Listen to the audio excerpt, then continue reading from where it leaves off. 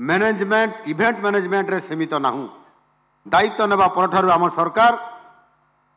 5,60,000 कोटी टंकार अधिक 260 प्रकल्प को आमे अनुमोदन देवा और 3,60,000 युवक युवती मान को नियुक्ति देवार सुनिश्चित करिबा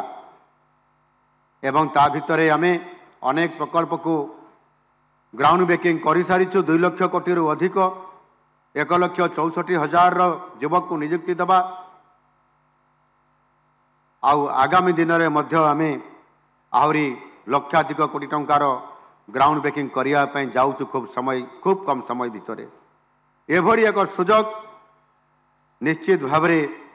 आमे आज जो समय आसी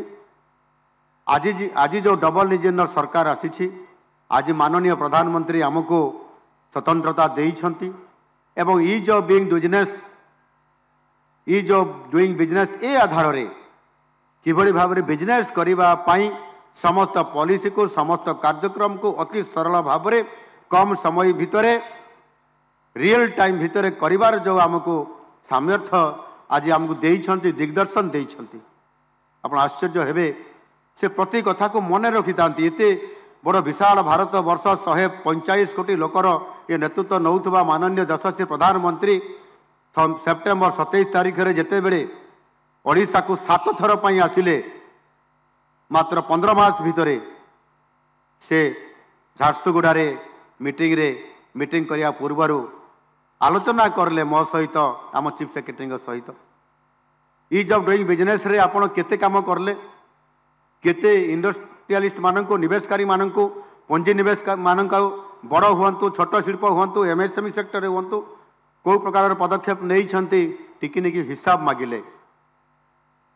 एवं से हिसाब रो रिपोर्ट दबा पाई से शनिवार दिन हमको कहिले मंगलवार दिन कहिले मु फोन करी डिटेल पचारिबी ता उत्तर दबा पाई पड़िबो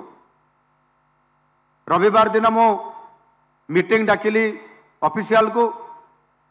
कैबिनेट डाकिली सोमवार दिन ता पूर्व 15टी जो आमर आक्ट रिफॉर्म्स करिवार कार्यक्रम थिला ताकू आमे सारी थिलु बाकी गुड़िक आमे रविवार दिन मीटिंग डाकिलु सोमवार दिन कैबिनेट डाकिली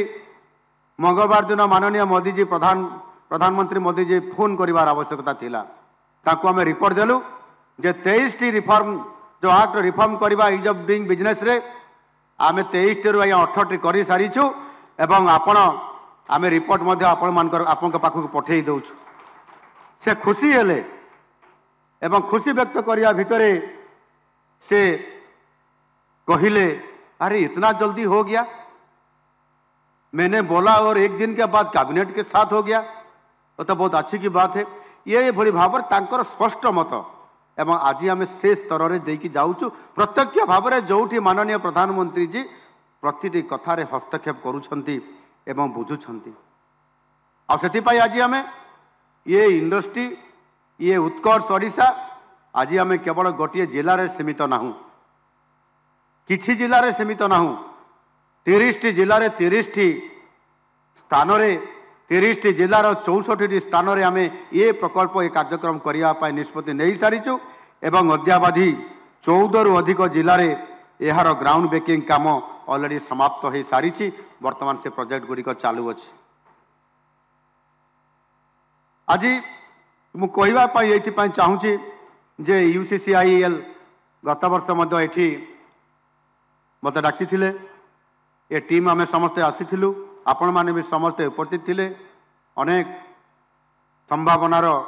ये राज्य ओडिशा दृष्टिकोण किभली भाव में केवल ता भितर केते जन मत कथा भी कहते जे सरकार केवल बड़ बड़ प्रोजेक्ट कथा चिंता करुछंती आउ आम भड़िया MSME सेक्टर बा छोट छोट प्रोजेक्ट को मध्य आमको गुरुत्व देवार आवश्यकता अच्छी बोली किंतु आमे बड़ प्रोजेक्ट करवा अर्थ जे केवल स्टील करवा ता तो नुह बड़ करवा अर्थ नुह जे जी लक्षे कोटी टंका इन्वेस्टमेंट कर 50,000 कोटी टंका इन्वेस्टमेंट कर कि 30,000 कर जी 500 कोटी भी इन्वेस्टमेंट कर जी 150 कोटी टंका भी इन्वेस्टमेंट कर समान नियम से समान आमे आमर जो इनसेंटिव अच्छी जो पॉलिसी अच्छी एवं जो आधार रे आमे तांकु सुजोग देबा पई चाहूचु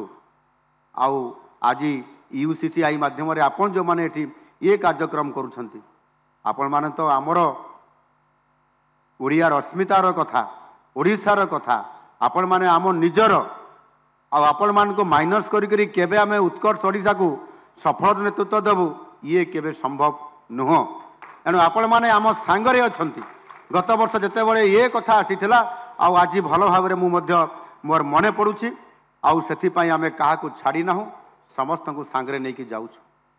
बड़ बड़ शिल्प जगार मध्य आमे केवल स्टील फैक्ट्री करिबा इंडस्ट्री करिबा केवल मेगा इंडस्ट्री करिबार नुह सेथिरे 16टी सेक्टर रो विभिन्न प्रकार रो प्रोजेक्ट को सेथिरे समस्त प्रकार रो प्रोजेक्ट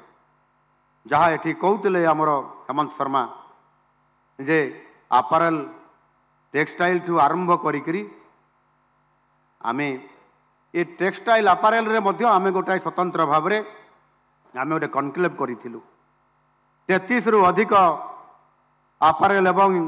टेक्सटाइल रो कंपनी रो समस्त सीईओ एवं चेयरमैन माने आसीथिले एठू एमओयू साइन करी गले पाखा पाखी 8,500 कोटी टंकार प्रोजेक्ट एमओयू साइन करी एठी कार्यक्रम आरंभ करी सारी छंती तांकर ग्राउंड ब्रेकिंग हे सारी छी एनु आमे कहा को छाड़ी ना एनु निश्चित भाव रे जेते बेले आपनकर वेदांत ग्रुप आसुछि सेते बेले आपण भाबुतबे से तो बड़ कंपनी बड़ प्रोजेक्ट करिवो यस बड़ प्रोजेक्ट करिवो सी